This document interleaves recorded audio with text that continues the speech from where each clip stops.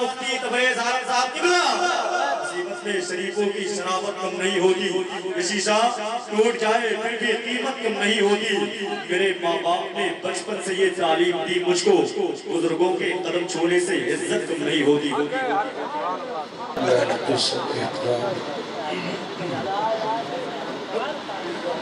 معزز علماء کرام برادران اسلام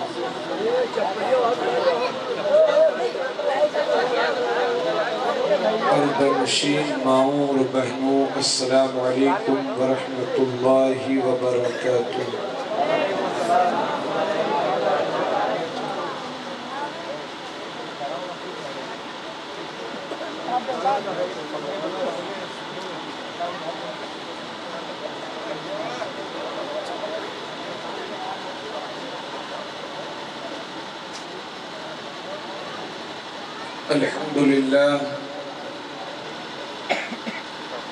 الحمدللہ رب العالمین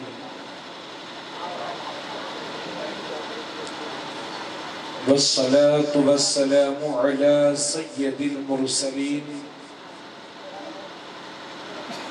وعلى آلہ وأصحابہ اجمعین اما بعد فأعوذ باللہ من الشیطان الرجیم بسم اللہ الرحمن الرحیم یا ایہا الذین آمنوا اتقوا اللہ وکونوا مع الصادقین صدق اللہ العظیم آمنت باللہ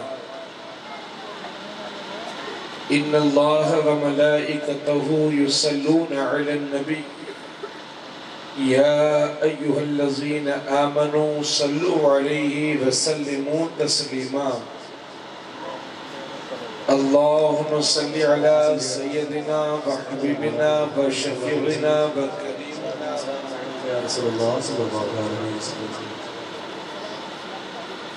صلاة و سلام علیکہ یا رسول اللہ صلی اللہ تعالی علیہ وسلم تھوڑی سی آواز ہو بڑھا ہلکا سا کو بھی دے سکتے ہیں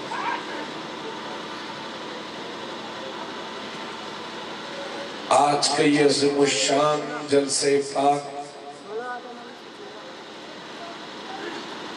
جسے نسبت حاصل ہے پیر پیران میر میران شاہ جیلان سیدنا و مرشدنا شیخ ابو محمد محی الدین سید عبد القادر جیلانی حسنی حسینی سرکار غوث اعظم رضی اللہ تعالی عنہ سے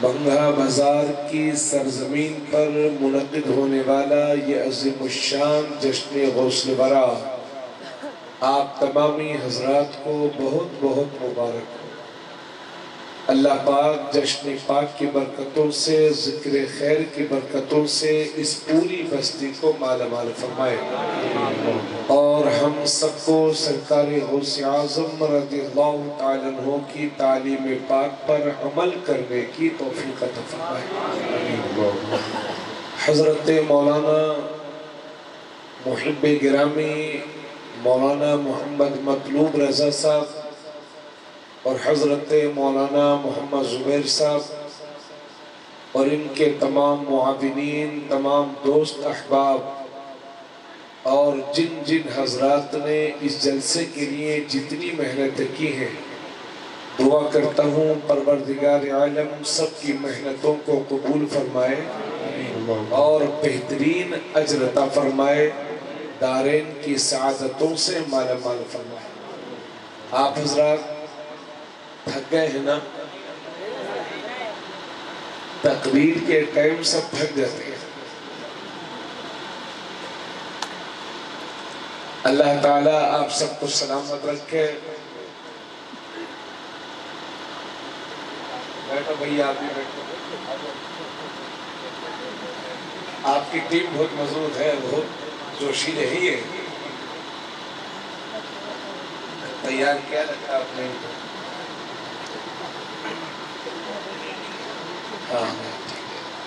تھوڑا گھٹکا کم کھایا کرو باقی سب ٹھیک ہے जिसे देख रहा हूँ चबा रहा है। बच्चे हो थोड़ा सा गुटखा वगैरह ना खाए, परहेज करो बचो। अल्लाह की दी हुई सेहत बहुत बड़ी नेमत है, खामखा उसको परेशानी में न डालो। हर चीज की तरक्की की बुनियाद बेहतरीन सेहत है। अगर आपकी सेहत नहीं होगी तो आप कुछ कर भी नहीं पाएंगे। तो अपनी सेहत का ख्याल रखो। अल्लाह रब्बुल इज्जत हम सब की उम्रों में बरकतें अता फरमाए। चलिए सभी हजरात मिलकर के बाबा से बुलंद दुरूद शरीफ पढ़ें। सल्लल्लाहु अलैहि वसल्लम सलातो व सलाम अलैका या रसूलल्लाह सल्लल्लाहु तआला अलैहि वसल्लम। मुअज़्ज़ज़ सामीन, अल्लाह ने हजरत आदम अलैहिस्सलाम से लेकर हमारे नबी तक बहुत सारे अंबिया किराम रसूलान निज़ाम को दुनिया में भेजा, जो अल्लाह के दीन की तरफ लोगों को दावत देते रहे, अल्लाह की इबादत की तरफ लोगों को दावत देते रहे, बुराइयों से बचाते रहे, नेकियों की तबलीग करते रहे, दावत देते रहे। आखिरी नबी की शक्ल में आखिरी रसूल बन करके, खातिमुन नबिय्यीन बन करके हमारे नबी दुनिया में तशरीफ लाए। अब न कोई नबी आएगा न कोई रसूल आएगा। मेरे नबी की आमद से पहले दूसरे अंबिया किराम की, दूसरे अंबिया किराम के मिशन को आगे बढ़ाने के लिए, जरा गौर से सुनिएगा थोड़ी देर, और उनकी तालीम को आम करने के लिए अल्लाह ने इस दुनिया में अंबिया किराम भेजे। लेकिन जब आखिरी नबी बनकर के हमारे नबी तशरीफ लाए, तो हमारे नबी के लाए हुए दीन को आगे बढ़ाने के लिए अल्लाह ने न कोई नबी भेजा न कोई रसूल भेजा। हालांकि ये दीन क़यामत तक बाकी रहेगा। अब दुनिया के सारे दीन मंसूख हो चुके हैं, सारी किताबें मंसूख हो चुकी हैं। क़यामत तक एक ही दीन बाकी रहेगा और उसका नाम है इस्लाम। तो अब कोई नबी तो नहीं आएगा, रसूल तो नहीं आएंगे, लेकिन इस दीन को आगे बढ़ाने के लिए अल्लाह हर दौर में अपने नेक बंदों को भेजता रहेगा।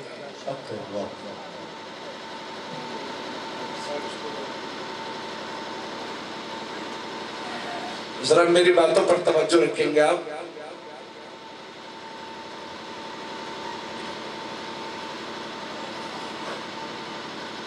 अच्छा, तो नबी करीम सल्लल्लाहु अलैहि वसल्लम के दुनिया से तशरीफ ले जाने के तकरीबन 460 बरस के बाद, जब दीन इस्लाम निहायत कमजोर हो गया था, बेनमाजियों की तादाद बढ़ती जा रही थी, शराब पीने वालों की तादाद बढ़ती जा रही थी, जानियों की तादाद बढ़ती जा रही थी, बुराइयां आम होती जा रही थी और दीन इस्लाम निहायत कमजोर हो गया था। तो 4 सदी गुजरने के बाद 5वीं सदी में अल्लाह ने दीन इस्लाम को फिर से जिंदा करने के लिए और उसको तरोताजा करने के लिए मुल्क के ईरान के शहरे जीलान के करीब कस्बा नीफ में पहली रमजानुल मुबारक 470 हिजरी जुमे का दिन 1075 ईस्वी को हजरत सैयद अबू सालेह मूसा जंगी दोस्त और हजरत बीबी उम्मुल खैर फातिमा के घर में पीरे पीरा मीरे मीरा शाह जीना سیدنا و مرشدنا ابو محمد محی الدین سید عبد القادر جیلانی حسن حسینی رضی اللہ تعالی عنہ کو دنیا میں بھیجا. ماشاءاللہ. ابھی چند مہینے پہلے ہمارے پاس ایک فون آیا اڑیسہ سے، تو ایک 70 سال کی ضعیفہ خاتون مجھ سے معلوم کر رہی تھی کہ یہ غوث پاک امام حسین کے کیا پوتے لگتے ہیں کہ پر پوتے. تو ہماری قوم کو یہی پتہ نہیں ہے کہ غوث پاک کون ہے، امام حسین کون ہے. تو اس سلسلے میں عرض کر دوں کہ حضرت سرکار غوث اعظم میرے نبی کے دنیا سے تشریف لے جانے کے تقریباً 460 برس کے بعد پیدا ہوئے. اور آپ کا خاندان آپ کے والد کی طرف سے آپ کا نسب امام حسن تک پہنچتا ہے، اور آپ کی ماں کی طرف سے آپ کا شجر نسب یعنی خاندان حضرت امام حسین تک پہنچتا ہے. 11 واسطوں سے آپ اپنی ماں کی طرف سے حضرت علی کی اولاد ہیں اپنے والد صاحب کی طرف سے، اور 14 واسطوں سے اپنی ماں کی طرف سے آپ حضرت علی کی اولاد ہیں. یعنی آپ سید ہیں، اور ایسے سید جو حسنی بھی ہیں اور حسینی بھی ہیں. ایسا سید کہ جس کے ماں باپ میں سے کوئی ایک حسنی ہو اور دوسرا حسینی ہو، ایسے سید کو نجیب الطرفین کہتے ہیں، شریف الطرفین کہتے ہیں. آپ حضرات ذرا دل لگا کر کے سنیں گے تو ذرا تقریر کرنے کا ہمارا بھی کچھ من کرے گا، ورنہ آپ کو بھی نیند کا خمار ہے تو آپ کو دیکھم دیکھ جو ہے تو محبتوں کے ساتھ سنتے رہیے گا. اور ہمارے ماشاءاللہ کچھ بھائی ادھر بیٹھے ہیں، تو جہاں بھی جو بیٹھے ہیں اچھی بات ہے، اللہ تعالیٰ سب کو سلامت رکھے. تو سرکار غوث اعظم رضی اللہ تعالیٰ عنہ کوئی نبی یا رسول نہیں ہے، وہ ولی ہے. وہ کیا ہے؟ ولی ہے. لیکن وہ ولیوں کے سردار ہیں. جس طرح سے ہمارے نبی رسولوں اور نبیوں کے سردار ہیں، اسی طرح سے سرکار غوث اعظم رضی اللہ تعالیٰ عنہ ولیوں کے سردار. جب نبی کریم صلی اللہ علیہ وسلم تھوڑی سی کو اور بڑھا دیجئے، ہلکی سی آواز میں رکھا دیجئے. ہمارے اسٹیج والے حضرات تشریف رکھتے ہیں، ذرا غور فرمائیں. ہمارے ایک صاحب لکھنؤ سے ہمارے دوست آج سے 4 سال پہلے بغداد شریف گئے ہوئے تھے. جب وہ واپس آئے تو میں نے ان کو مبارکبادی کا کال کیا، فون کیا، اور میں نے ان سے کہا کہ ماشاءاللہ آپ کو بغداد شریف کا سفر بہت بہت مبارک ہو. میں نے انہیں مبارکبادی پیش کی. اس کے بعد میں نے ان سے پوچھا کہ بھائی صاحب 11ویں شریف کے موقع پر جب آپ بغداد شریف گئے تھے تو کتنے لوگ رہے ہوں گے بغداد شریف میں؟ تو کہا حضرت بہت لوگ تھے. میں نے کہا کچھ اندازہ؟ بولے نہیں میں حضرت گن تو نہیں پایا لیکن لوگ بہت تھے. تو میں نے کہا چلیے اتنا ہی بتا دیجئے کہ لوگ تو بہت تھے، لیکن اس تعداد میں ان لوگوں میں جو 11ویں شریف کے موقع پر بغداد شریف گئے تھے، سب سے زیادہ تعداد کس ملک کے لوگوں کی تھی؟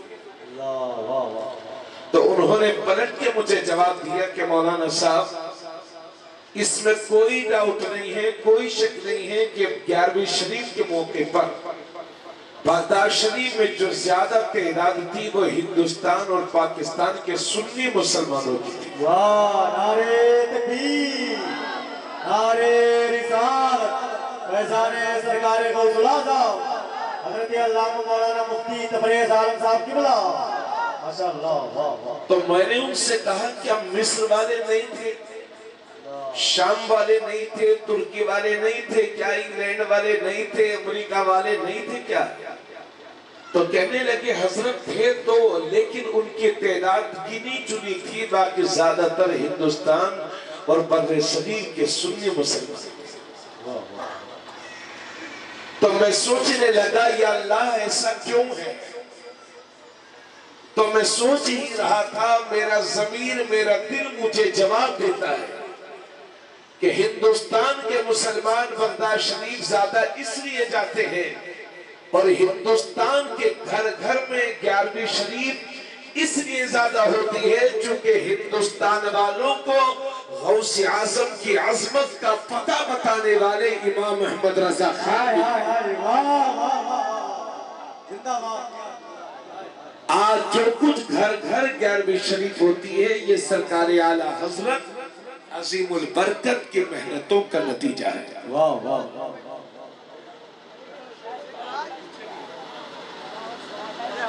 शोर शराबा न करो, वक्त को ज़ाय न करो, तवज्जो से सुनो। रात में मैं 300 किलोमीटर दूर था, तकरीबन कई दिन से मुसलसल तकरीर हो रही है, तो नींद भी पूरी नहीं हो पाती। आप हजरत तवज्जो फरमाएं, आपका वक्त भी कीमती है, हमारा वक्त भी कीमती है। अल्लाह ताला आप सबको भी सलामत रखे। चूँकि हमारे कारी नफीस साहब बड़ा अच्छा पढ़ते हैं, हमारे नानपारा ही के, तो हमने इनको ज़्यादा परेशान नहीं किया, वरना हमें नानपारा में रहना मुश्किल हो जाएगा। हमारे कारी तनवीर साहब माशाल्लाह बहुत अच्छा पढ़ते हैं, कारी नफीस साहब ने भी बहुत अच्छा पढ़ा। मुजम्मिल भाई चले गए क्या? कारी मुजम्मिल साहब हमारे दोस्त माशाल्लाह, वो भी बहुत अच्छा पढ़ते हैं। आपने उलमाए किराम के बयानात भी सुने होंगे, मौला करीम से कबूल फरमाए। सरकार आला हजरत 6 साल के थे जब उन्होंने ये मालूम कर लिया था कि बगदाद शरीफ किधर है। उसके बाद पूरी जिंदगी आला हजरत ने बगदाद शरीफ की तरफ कभी अपने पैर नहीं फैलाए थे। वो इमाम अहमद रजा जो दुनिया से तो चले गए, मगर कौम के बच्चे बच्चे को सिखा गए, कादरी कर, कादरी रख, कादरियों में उठा, कद्र अब्दुल कादरी कुदरत नुमा के वास्ते। अभी मोटरसाइकिलों की आवाज शुरू हो गई है, अभी ये सलातो सलाम तक खत्म नहीं होगी, चलती रहेगी। चलिए, और हमारे उलमाए किराम बैठे हैं, इनसे गुजारिश है कि अहम बात अर्ज करने जा रहा हूं।